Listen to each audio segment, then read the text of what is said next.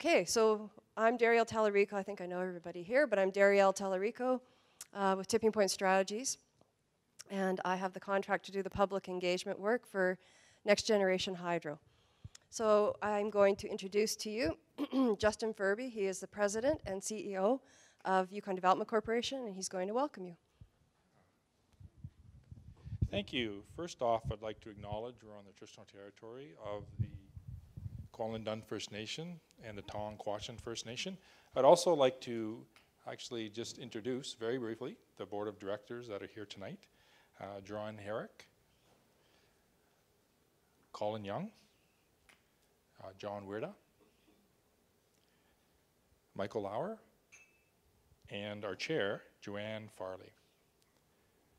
So today marks the second leg, if you will, of our community consultations. On the 26th, what we did is we looked at putting NGH, Next Generation Hydro, into context by looking at this potential development in comparison to a basket of other smaller renewable resource projects. Things like LNG, also looking at solar, looking at thermal, and also looking at pump storage and solar. Tonight, however, we have actually a really packed agenda, and we have a number of the technical documents, the due diligence that we've completed on NGH. Some of the areas, some of the things that we'll cover tonight, starting with some of the gaps that we foresee. In essence, a lot of this due diligence started with a forecast looking at 2035 to 2065 and saying there's a potential gap in energy that we need to do some due diligence to bring forward some potential solutions to fill the gap. Some of the areas that we explored to bring some thought towards what potential solutions could be is scalability, looking at potentially bringing investments that could scale up to meet the gap requirements. We also went through a process of reducing a number of the developments. We started looking at 200 different hydro projects, and through a screening exercise, we've gotten down to 6, which we'll discuss this evening.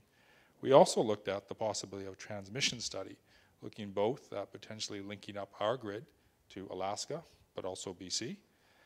With the actual projects, we also started to do early day due diligence on some of the socio-economic impacts and the challenges associated with the 6 different hydro projects that we'll talk about this evening.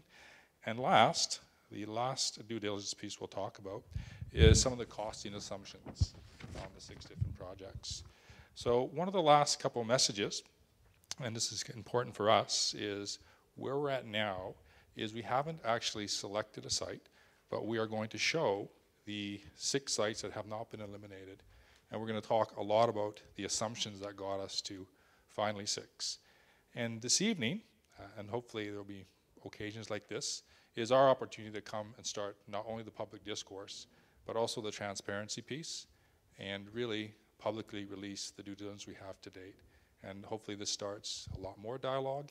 As we saw from the last 2 days, it's been very productive, and we foresee a lot more discussion, and in particular, as we try to advance these projects, continue our community discussions, and the interest of hopefully establishing a shared vision and partnership with our First Nations here in the Yukon, particularly those which have some of the projects in their traditional territory. So thank you, and with that, I will call upon Peter to begin talking about the 6 different studies.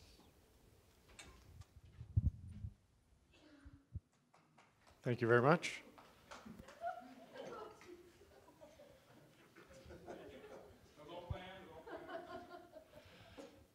So my name is Peter Helland. I'm the CEO of Midgard Consulting on behalf of Midgard and the Midgard team, which includes SLR Consulting, Steve Morrison and Tomasz Wolarczuk.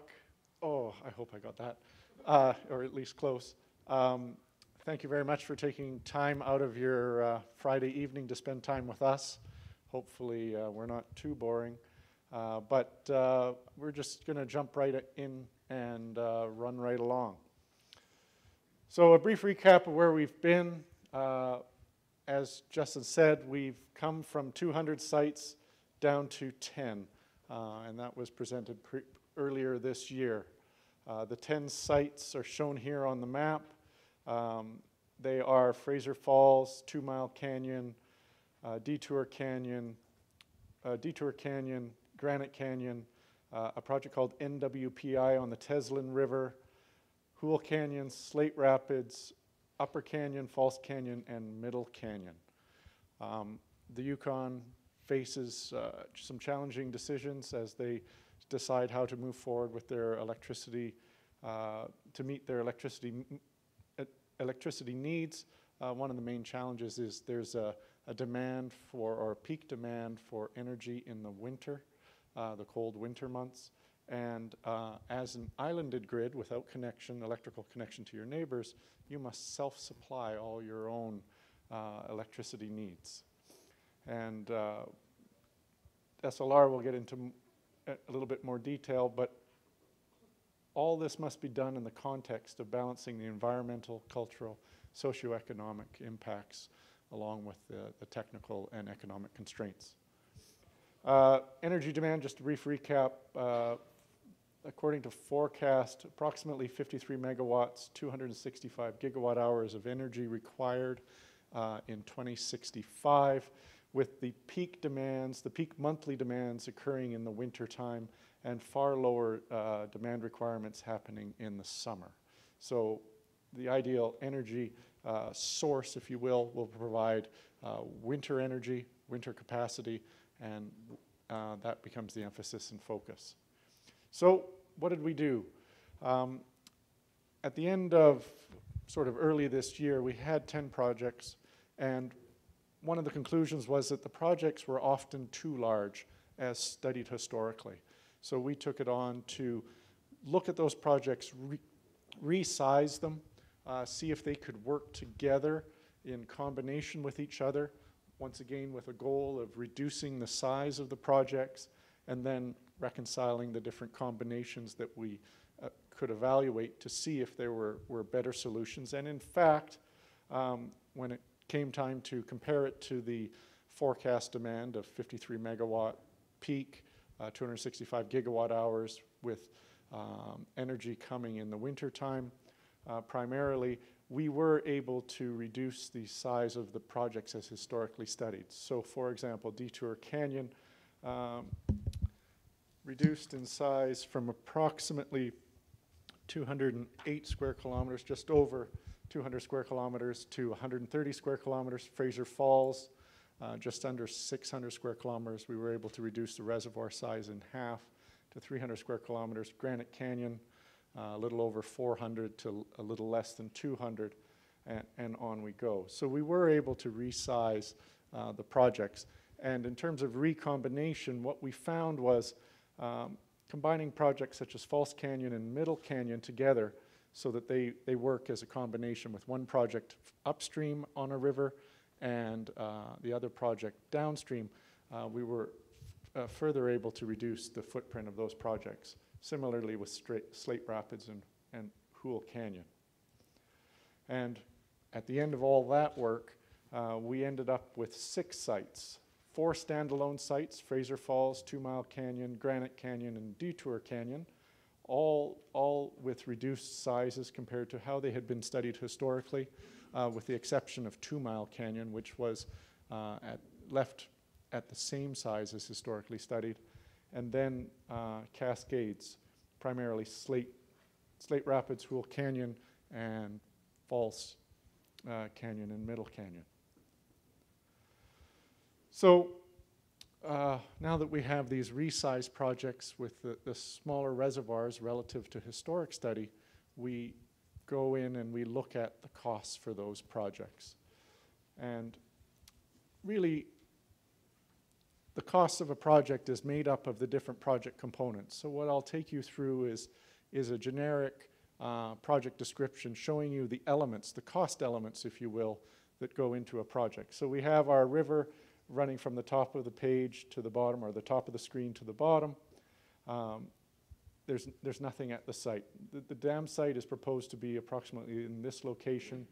The first thing we do is we bring in access. We bring in a road so that we can bring in our construction equipment, our labor force, and housing or accommodation for that labor force.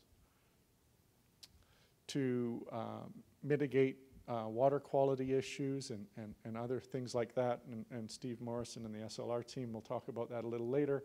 We clear the reservoir of vegetation, and that happens along the entire outline of the reservoir. Next, it's very difficult to conduct construction while underwater, and a dam is being built in the river, so we construct a diversion tunnel to temporarily divert the river so that it goes around the project site, and we can dewater the construction site for the purposes of construction. So we open the diversion tunnel, and now we have a dry area wherein we can construct the project. To protect the construction site in times of higher river flows, 2 coffer dams are constructed typically, one upstream of the dam site, one downstream of the dam site, and then so that at higher flows, when the river is watered at higher levels, it keeps the construction site dry. So the river is basically diverted. It comes down as before through the diversion tunnel and then back, and allowing the natural river to return to its course. Then you begin constructing your dam. The dam is the single largest component of these projects. It takes considerable time, but you begin constructing your dam. And then you build your intake, your water conveyance, which brings your water to your powerhouse, and the powerhouse is where you'll be generating the electricity. Switchyard and transmission, that basically connects you back to the Yukon electrical grid, and then you add, well, you complete the dam, bringing it to its full size, and then add a spillway to the dam. And the purpose of the spillway is to allow, at times of high flow or flood, a way to pass water over and through the dam in a controlled manner. So it allows you to deal with flood conditions or high flow conditions. And then you add environmental mitigations such as fish passage to the project. This notional cartoon here is to allow fish passage up and over the dam. And then we remove the diversion, we water the reservoir, and we begin to operate the facility. So what does this all mean? When we looked at it, added all these costs up, we come to a variety of costs for the different projects and different project configurations, ranging from approximately $850 million up to close to $3 billion, depending on the configuration of the project. Here's a table of that, but what you find is that Granite Canyon, 2 Mile Canyon are among the least expensive projects economically. Fraser Falls, Detour Canyon, slightly more expensive, and then the cascaded projects being the most expensive projects under consideration. So with prices ranging from, for Granite Canyon, $850 million, 2 Mile Canyon, $920 million, up to Slate Rapids and Hoole for just under $3 billion. So, you know, considerable sums of money, but those are the estimated project costs at this time. They produce energy, different quantities of energy for the different projects. We have in dark blue down here the energy that is forecast to be needed in the Yukon up to the year 2065. There is additional ability to expand the projects, this area in purple here, where you have the ability to supply additional energy should it be required. So for example, post-2065 or for other purposes should you find the need for extra energy. For example, some of the examples given are fuel switching from fuel oil to electricity, things like that. And then we end up with estimates of energy and come to costs for the projects. So the costs range from what we call a forecast utilization cost of a little over little under $200, $181, and then increasing up to $540 per megawatt for Slate and Hoole. So a range of project costs. Yes. You went through it fairly quickly. Sure. Is there don't have to go back. Just is there, which book are you working on? The one called Cost. So I sort of breezed through this one really fast, but that's the one you're mostly interested in if you're interested in cost. Well, costs and production, yeah. Yep, cost and production. The scalability will also give you production as well. Those are really the two that I've moved through fairly rapidly here tonight. And all that information is in this. Yes. And is this PowerPoint available? It will be posted on the website, I believe. Yeah. Yeah, so there'll be two PowerPoints that were presented earlier today, one called scalability, one called cost, and we've kind of crunched them together in a very much abbreviated format, but yes, they will be available. And, well, once again, estimate of energy cost.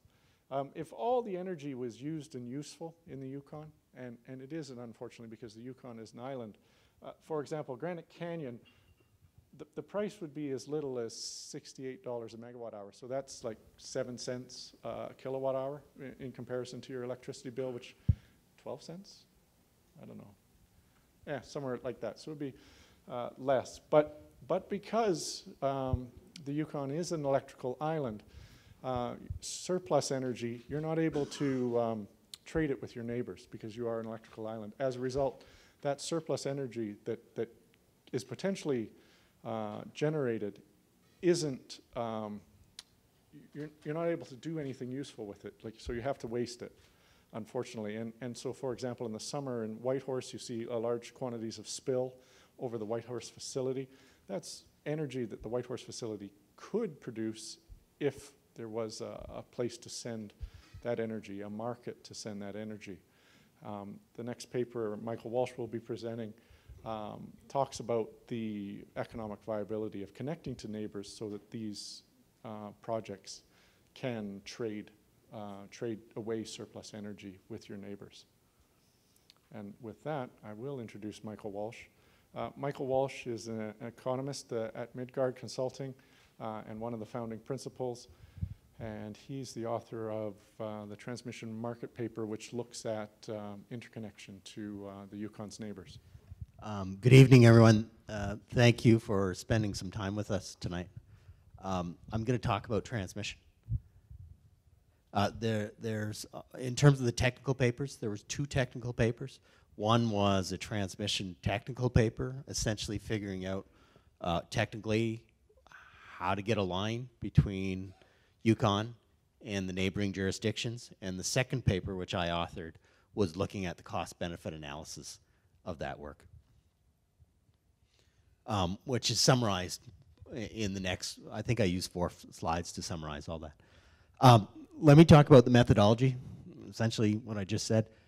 So the first part in the first paper looked at where we are in the Yukon versus the neighbors, and what logically and technically feasible interconnections could be. And there were 2 lines. And we'll go over the maps in a second. But the first line would be between here and British Columbia, and specifically the Iskut, which is the far end of the new 287 kV transmission line in northwest British Columbia. And the second one is between Ashek and Fairbanks via Delta Junction. There is an existing bit of a grid between Delta Junction and Fairbanks. And there is some actually to Tok, but it's not sufficiently large to be able to carry significant amount of power that significant distance. So we looked at what was technically possible and then costed that out. And then secondly, we looked at the potential benefits of trading electricity. And we looked at it 2 ways. The first way was if there was an overbuild, so if there was some surplus electricity in the Yukon Territory, could you sell it either into Alaska or into BC, and at what cost, and do that analysis. And secondly, looked at the potential for, well, could you avoid building something here and just import the power, and to see whether the differential was such that that either of those scenarios made sense. And then, of course, if your net benefits outweigh the net costs, then it makes sense to study this further.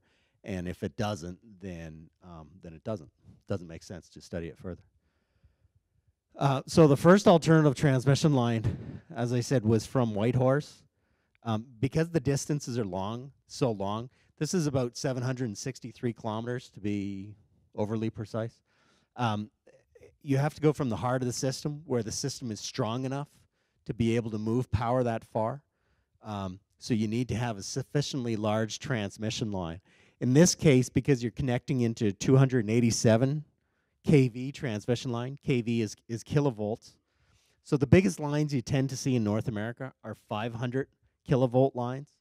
And the biggest lines that you currently see in the Yukon is 138. So this would be about twice the size of what the current ones are.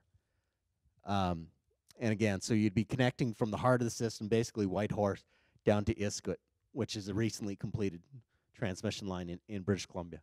As I said, this would be 763 kilometers.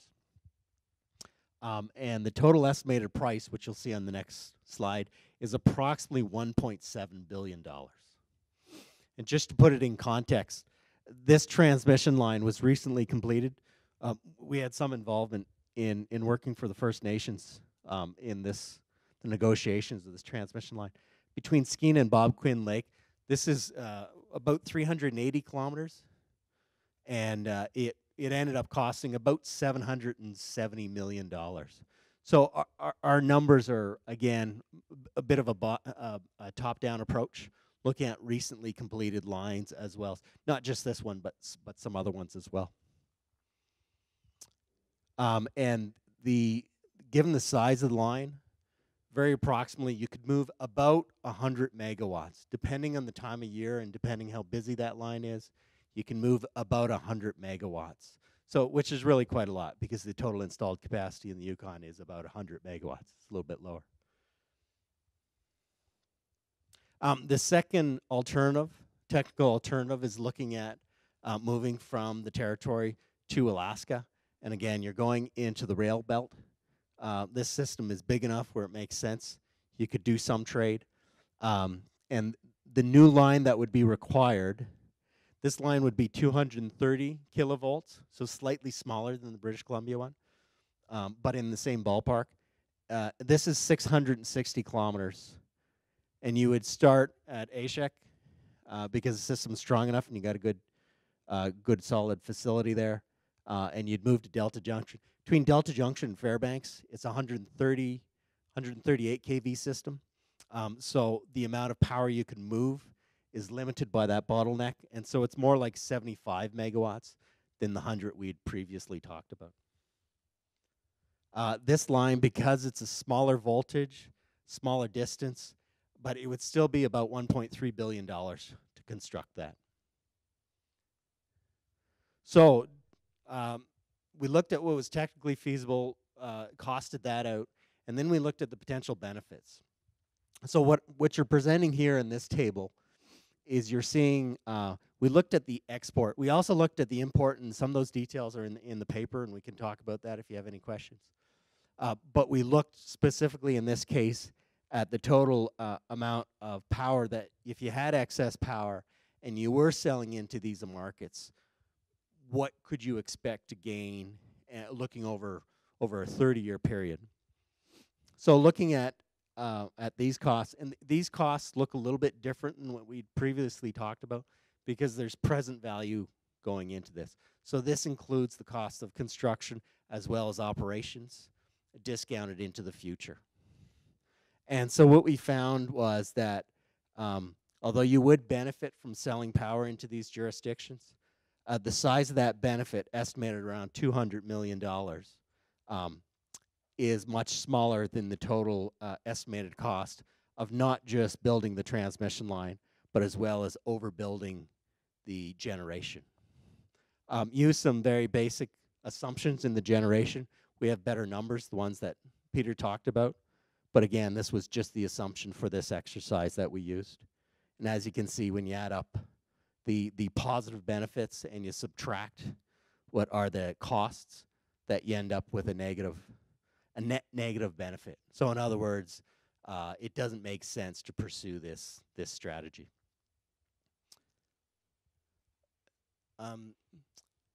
Unless it makes sense, I'll summarize the import strategy. The import strategy looks very similar. It just so happens that there's an avoided cost. So this cost number that you would see here, you could flip that around and think of that as a positive number instead of a negative number. But the cost of importing the power is going to be in the same ballpark as we're looking at what you can sell the power for. Really think about the natural cost advantages.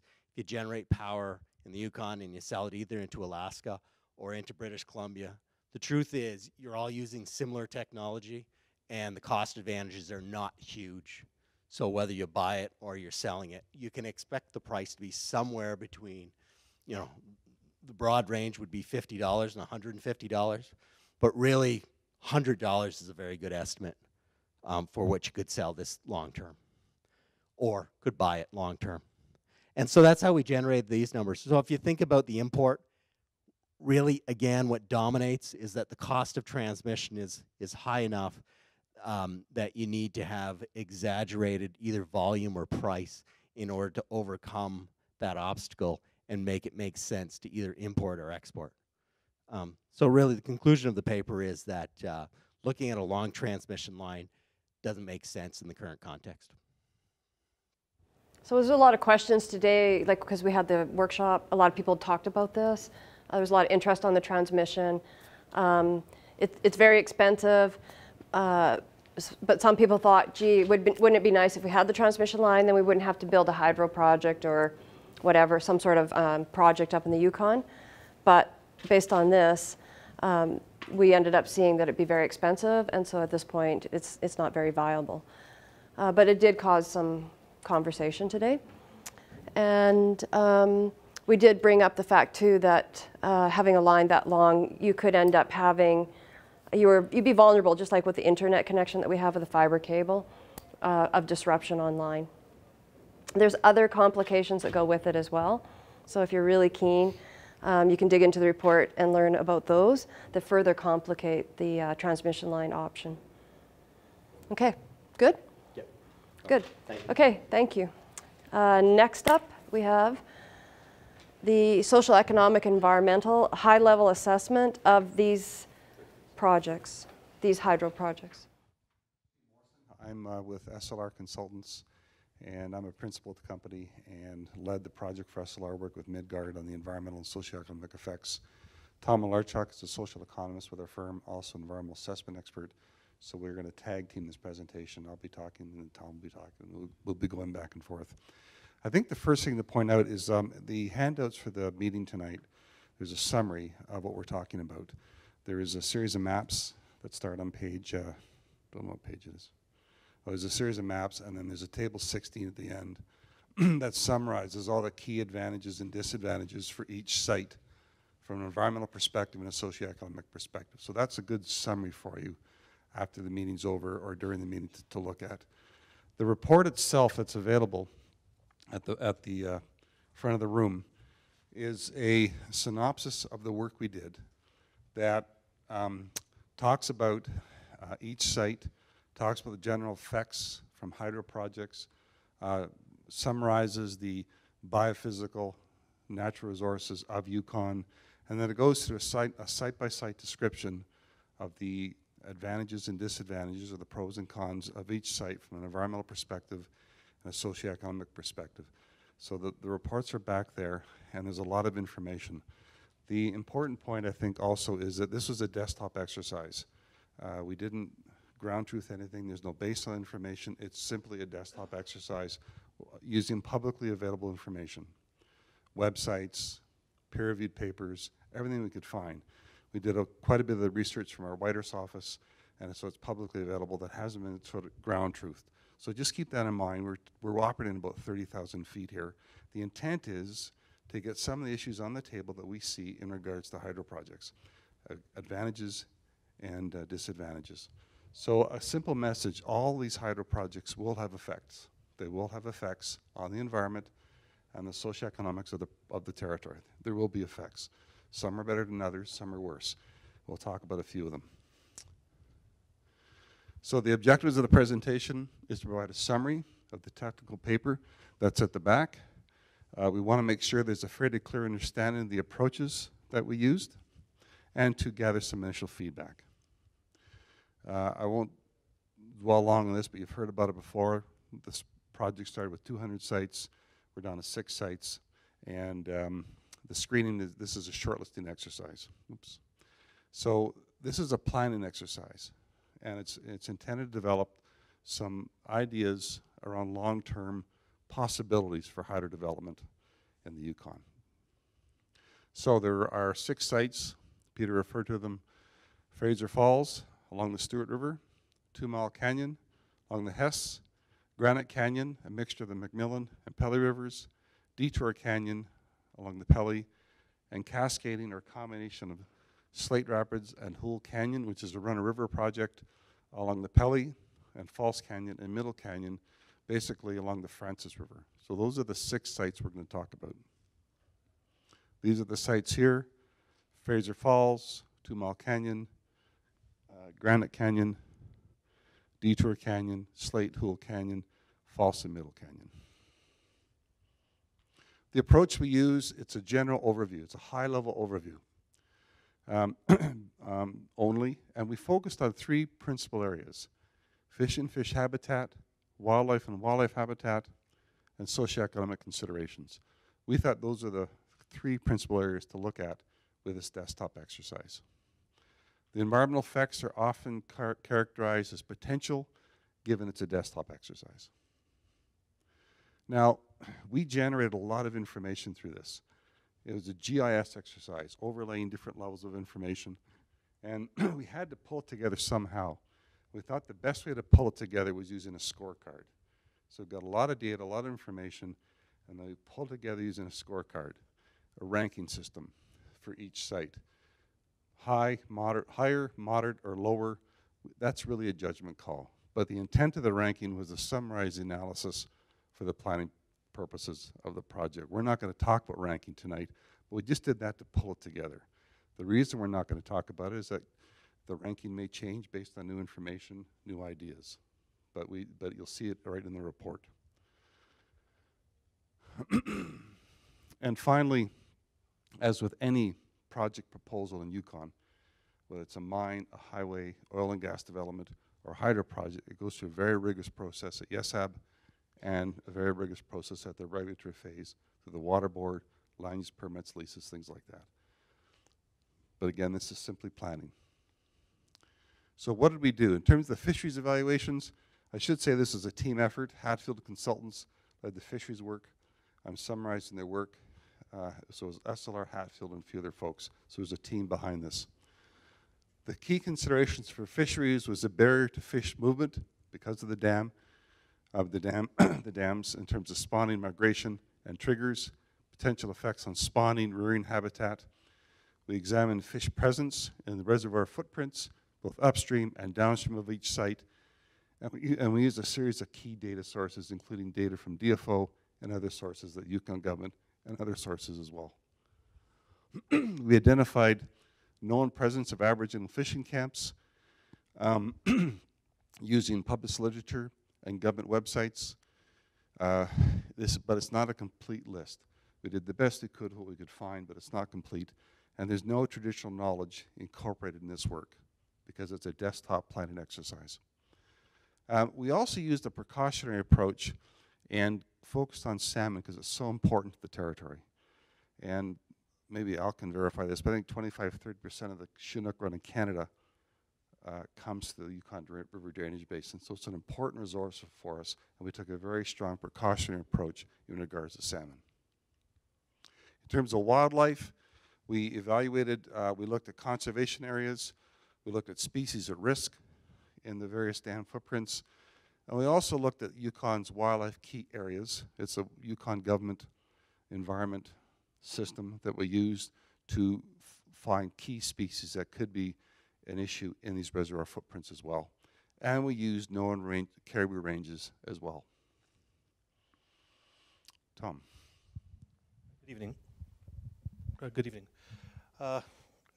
Socioeconomic analysis is different from the wildlife or fisheries in some respects because effects can be positive, negative, or neutral, and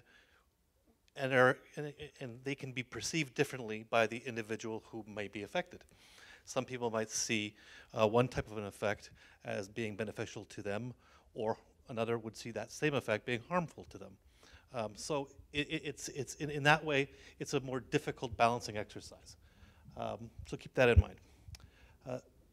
The approach to this study was to take the available information about people's use or interests in the land that may be affected through a GIS system and kind of map out the overlaps with people's use and interests and rights to the land with where the reservoir and the project footprints are.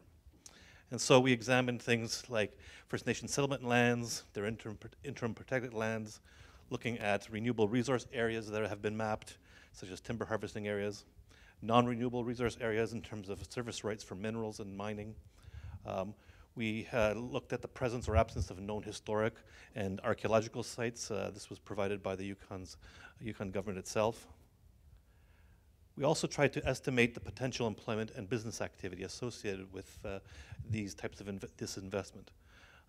These hydro projects can be looked on as an investment, and this investment, I guess, turns out opportunities, jobs, and business activities.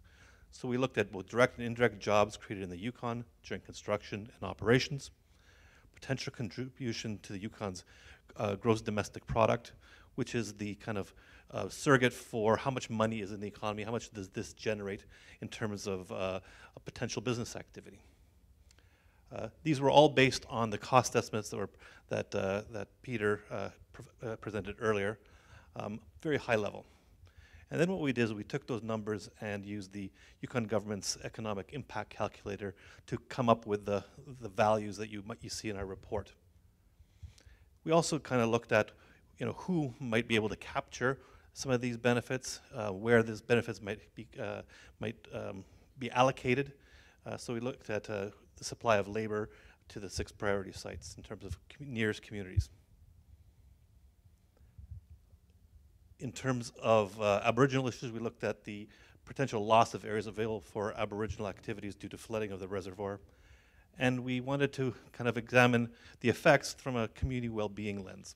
And we started to think about community well-being in terms of a number of factors that contribute to how well a community is doing. At this level of analysis, we could only kind of pick and choose a few data types that would reflect a kind of a community well-being lens. But what we've got here in terms of a framework that we're developing is we would need to look at a broader range of factors to adequately assess community well-being, and that would need lots of consultation with community members, Aboriginal groups, et cetera. But we're on the way.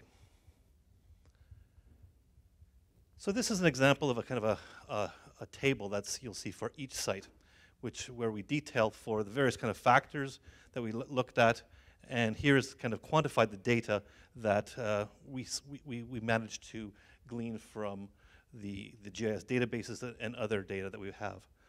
So for example, we know exactly how much of the interim protected lands have been lost by the reservoir, how much of the land tenures has been lost, hunting and outfitting, trapping that is and outfitting lands. And then we also know what is not affected: no oil and gas resource areas, no agricultural areas, no special management or protected areas. So we know what will be affected at this level and what is not affected. We started working on this and compiling the layers of information. We had over 50 layers of information in terms of surface and subsurface, different types of land tenure, protected areas. So the message is there's a lot of stuff going on out there, and we captured it all together in one database. what's clear is to do an appropriate socioeconomic assessment, we'll need to consult with those potentially affected. But the socioeconomic assessment is needed, and that would include historic and traditional and archaeological surveys, traditional knowledge, and land use studies, and economic modeling that would more precisely take the big, large numbers that we've generated and kind of looking at them at a more regional or community level. We've also based some of our analysis on the assumption that for a large construction project, we would need to establish a self-contained construction camp that would operate as a fly-in, fly-out operation. Access roads for the transportation materials and equipment would be co-located with transmission lines, basic best management practice actually. But also that socioeconomic impact management would be required to enhance positive effects and retain project benefits within the territory. In some way, addressing adverse socioeconomic effects and benefits is a little bit easier than dealing with it for fish, is because here we are dealing with people, and we can have that, we can come to a negotiated agreement on what is required, on how to capture those benefits and how to retain them in the communities. We can invest in people, while with fish or wildlife habitat, sometimes they're just losses or that they may need to be compensated for, but in this case, a negotiated solution is possible. So we wanted to step back a little bit and kind of give you the big picture beyond the socioeconomic assessment. When you look at the literature about hydroelectric projects, it's a well-established technology that uses water in a renewable manner. That's why hydroelectric facilities are known as renewable energy sources. And it's regarded as one of the most reliable renewable energy sources by the International Energy Agency and other agencies. The United Nations Environmental Program, the World Commission of Dams are all coming to the conclusion that we have a strong source of renewable power.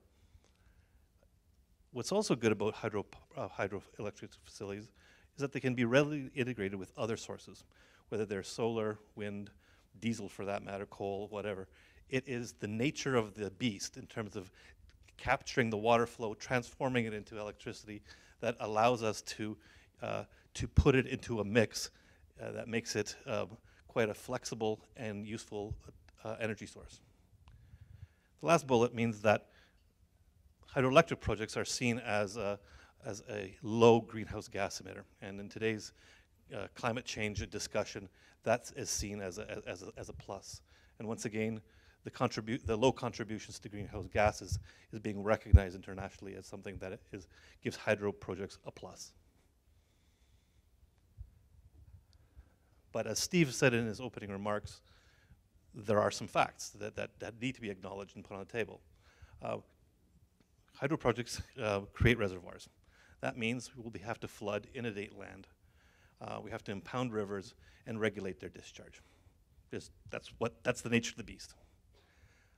There may be loss of lands where people have legal rights or claims, such as settlement lands and interprotected lands. There is also potential for loss of areas where there's other use or development potential for mining, forestry, agriculture, what have you. They will require new access roads and transmission right-of-ways that will affect wildlife and habitat and change people's access to the land. That may be a positive thing for one group or a negative thing for another.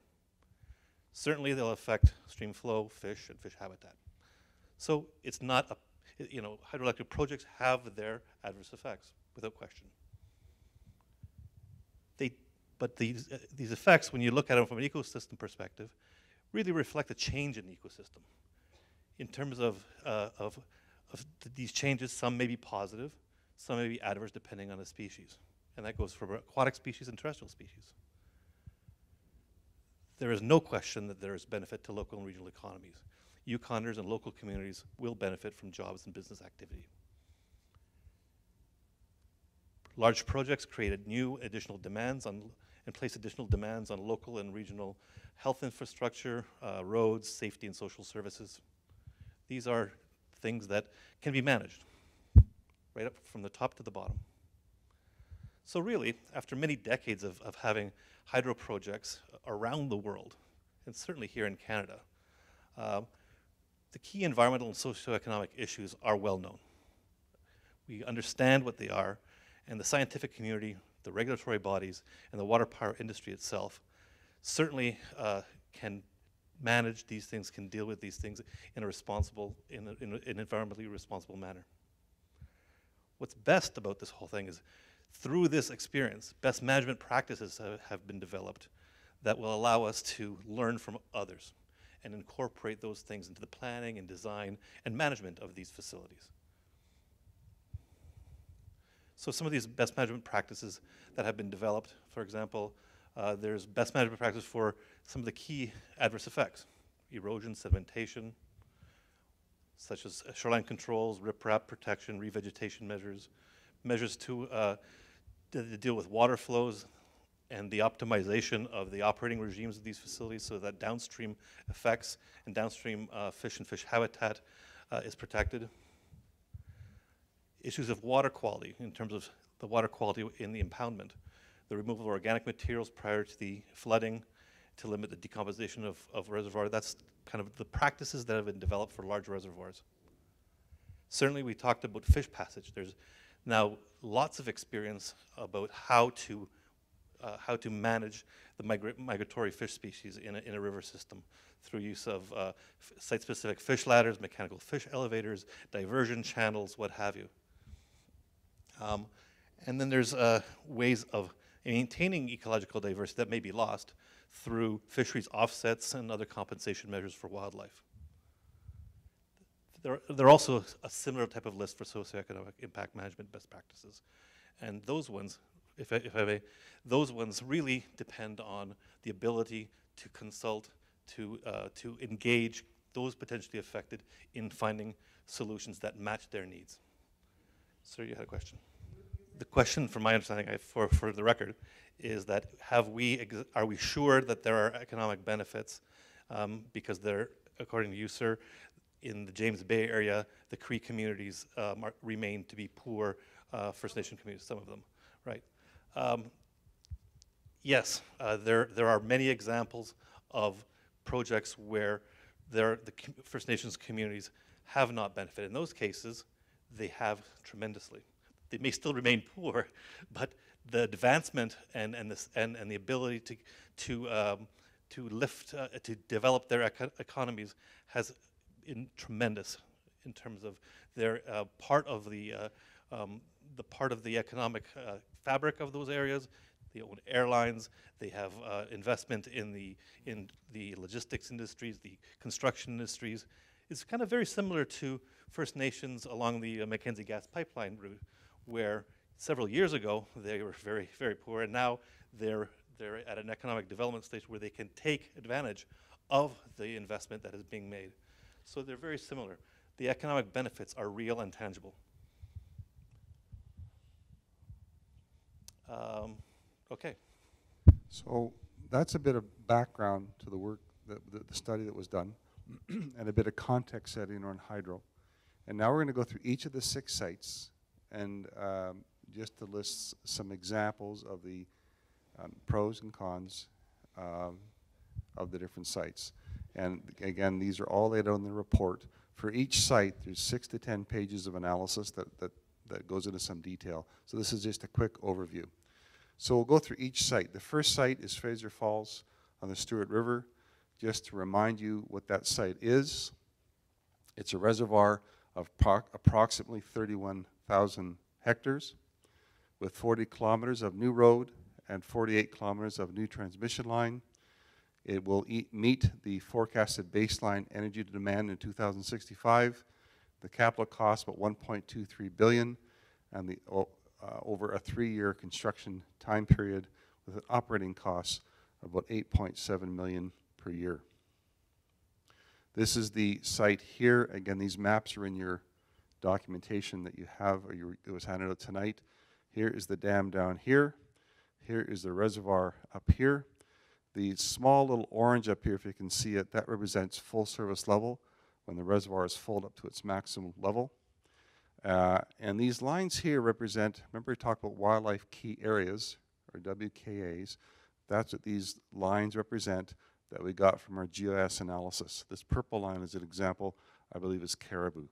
So these maps show you the various attributes, size of reservoirs that we're working with.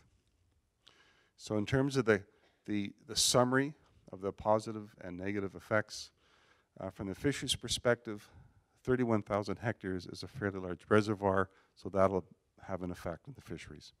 There's a potential loss of spawning and rearing habitats for Chinook and chum within and downstream of the reservoir footprint. And there's potential for migration barriers for fish going up for spawning, and also for out-migrating juveniles as well. That's an effect. There's also the potential loss of spawning and rearing habitat for Arctic grayling at Fraser Falls. In terms of wildlife, the reservoir footprint will flood Horseshoe Slough.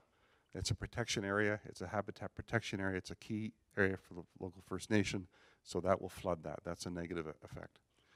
There's also overlap with wildlife key areas for ducks, geese, caribou, falcons, and bald eagles. And there's the documented presence of 2 species at risk.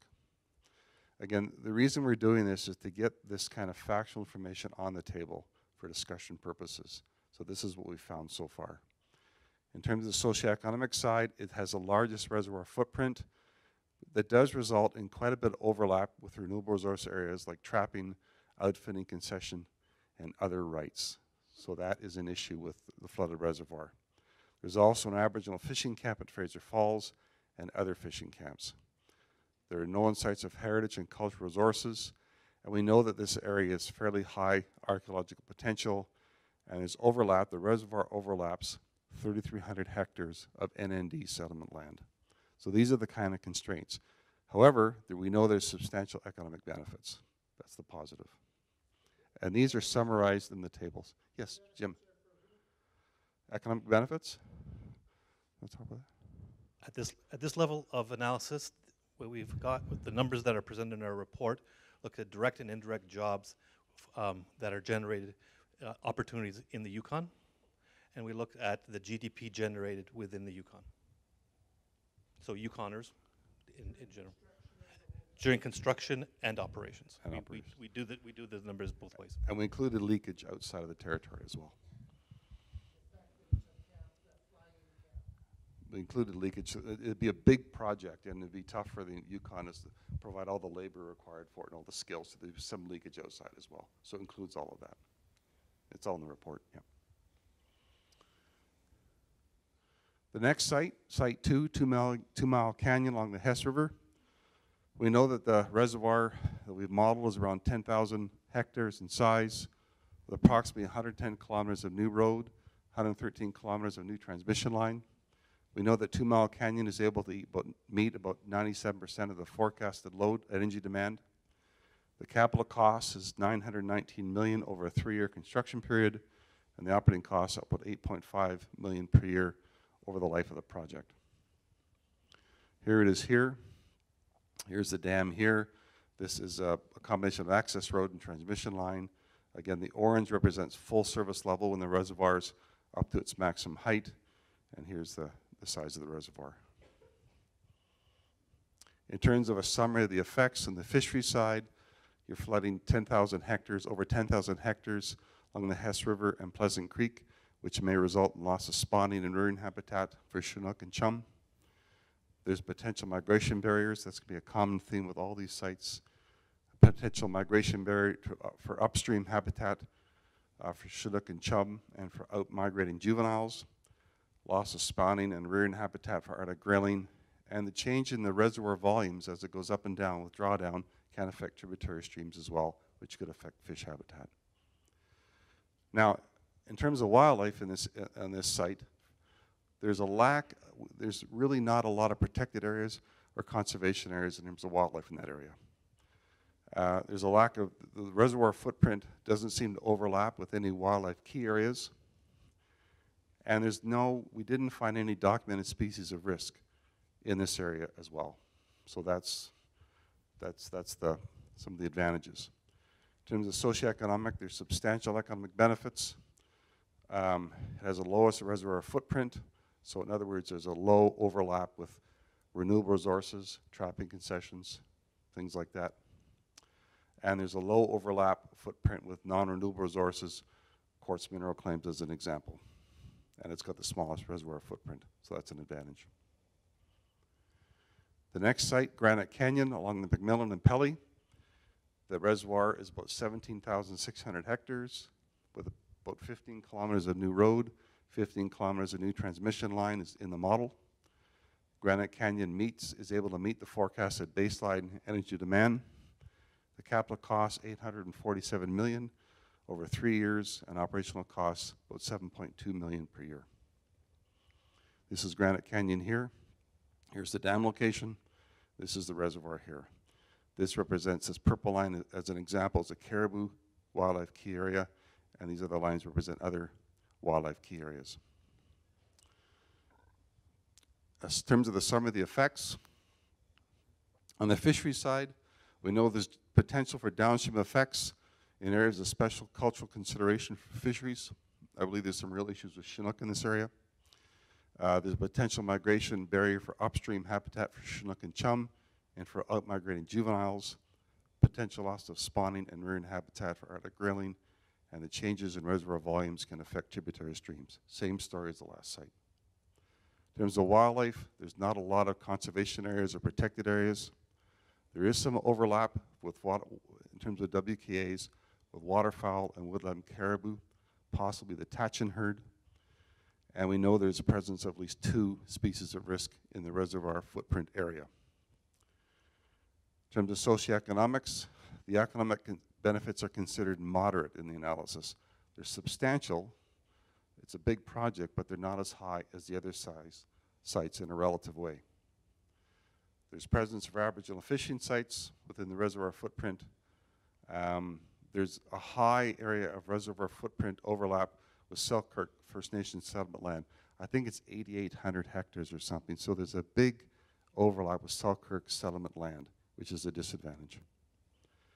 There's known sites of heritage and cultural resources, and we know the site's in an area of high archaeological potential. So these are some of the key factors in this site. I'll look at the last 3 of these sites. The Detour Canyon site on the Pelly River. Here, it's basically a reservoir area of approximately 13,000 hectares. The reservoir is about 620 meters above sea level. We're looking at 90 kilometers of new roads and roughly 83 kilometers of new transmission line. It can meet the baseline energy demand. The capital costs are around $1.4 billion over 3 years, and operational costs at $9.5 million per year. So this is the configuration of this this beast here, with the major dam up at the top, with quite a very long reservoir down to almost near Faro over here, and this is the area at full the orange again is the area of the maximum use. Once again, the types of effects are very similar to the other sites. We have the same potential for migration barrier, loss of spawning and rearing habitat for Arctic grayling, changes in reservoir volumes affecting tributary streams. Again, in this case, there's overlap with Lower Anvil Creek area, special cultural consideration areas, and the Mica and Needle Rock Creek areas of special cultural concern. These are areas where there is it the unique nature of the population of the salmon? Yes. But in this case, once again, there's an absence of protected and conservation areas. There's not likely to be overlap with key wildlife areas, and there's an absence of species at risk in the reservoir footprint. On the socioeconomic side, we have, once again, in the context of the Yukon economy, substantial economic benefits, small reservoir footprint, and what that means is that there's low overlap with renewable resource areas, lowest overlap with other land tenures and dispositions. But there are some trapping and outfitting concessions and forest resource areas that may be affected by the reservoir. Site 5, the Slate Rapids in Hool Canyon, is the first run-of-the-river site on the Pelly, with Slate Rapids being the upstream facility with the storage, and Hool Canyon being the run-of-the-river component downstream with not much substantial water storage. Here, the combined capital costs are at $2.9 billion over 2 3-year periods. What that means is that there's actually a lag between when you build the first facility to the time when you build the second facility. And I think the time lag is about, what, 10 to 15 years, is it?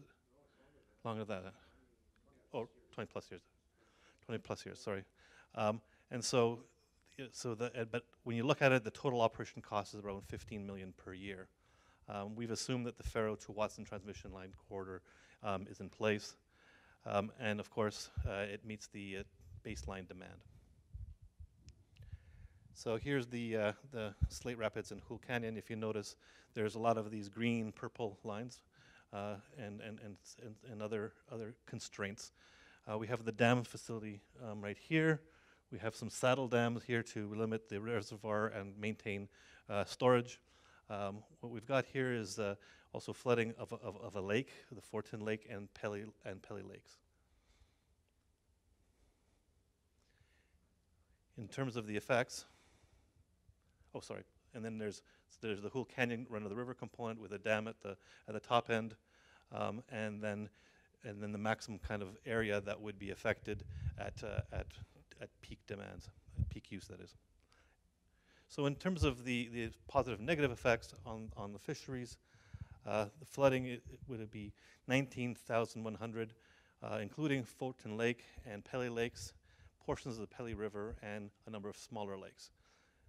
There'll be fluctuations in Pelly Lakes and Fulton Lakes, which has an effect on the shoreline habitats here. Potential migration barriers, once again, and out-migrating juveniles. Tributary streams, same thing as before, and also the mica and needle rock areas. In terms of wildlife, there's an absence of protected or conservation areas, but there's overlap with wildlife key areas for woodland caribou, the Finlayson herd, moose, and riparian raptors. And there's one species of species at risk documented, and those are bank swallows. In terms of the socioeconomic effects, once again, economic benefits are considered substantial in the context of the Yukon economy. The project offers potential for the highest economic benefit relative to the other 6 sites. And that's simply because you're building effectively 2 facilities, right? They may be staggered, but overall, you're building two different types of facilities. But with that, it means there's a large reservoir footprint and overlap with the Laird First Nation and the Ross River First Nations interim protected lands. The reservoir footprint also overlaps substantially. It's the highest area of overlap with non-renewable resource areas. And we know that there are heritage and cultural sites that are within the reservoir footprint. The last site that form the priority sites are the False Canyon, Middle Canyon run of the river, and those are in the Laird system. Once again, the False Canyon site is the upstream one with the storage. It's on the Francis River. Then the Middle Canyon is the run of the river component downstream with no water storage. Here we're talking a combined capital cost of $1.9 billion. Once again, over 2 3-year construction periods. So there's the kind of the blip of construction lag and another construction blip. Same assumption as the other Faro-Watson line in place, and certainly it meets the baseline demand. Here they are depicted in things. So we've got dam down, the main dam over here, flooding going this way, and that's Francis Lake, the historic community there, and the orange represents the what do you call it? The orange little blobs represents the full use of the facility. In this case, we've got a road, existing road that intersects with the reservoir that would have to be displaced. And in the context of the Yukon on the river, under the river component, the dam is located there, and a very small terms of footprint with the transmission and the interconnection there.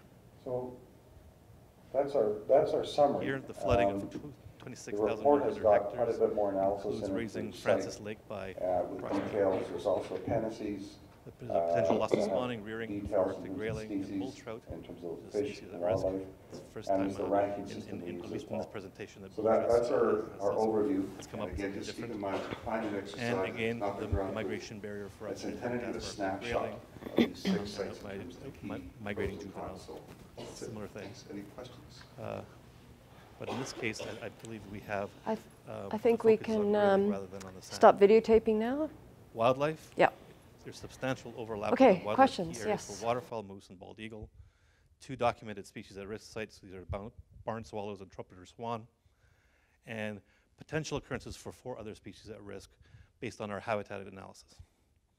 So we have a very high reservoir footprint area, and that footprint area overlaps with large tracts of land, 10 years in disposition. It overlaps with heritage and cultural resource sites that are known. There's the potential displacement of the highway and the Nahanni Range Road. And in the context of the Yukon economy, there's substantial benefits. As a matter of fact, this is the most costly, highest cost of all of the sites. That's our summary. The report has got quite a bit more analysis in it for each site with details. There's also appendices that have details in terms of the species, in terms of fish and wildlife, and there's the ranking system we use as well. So that's our overview. And again, just keep in mind, it's a planning exercise that has not been ground truth. It's intended to give a snapshot of these 6 sites in terms of the key pros and cons. So that's it. Thanks. Any questions?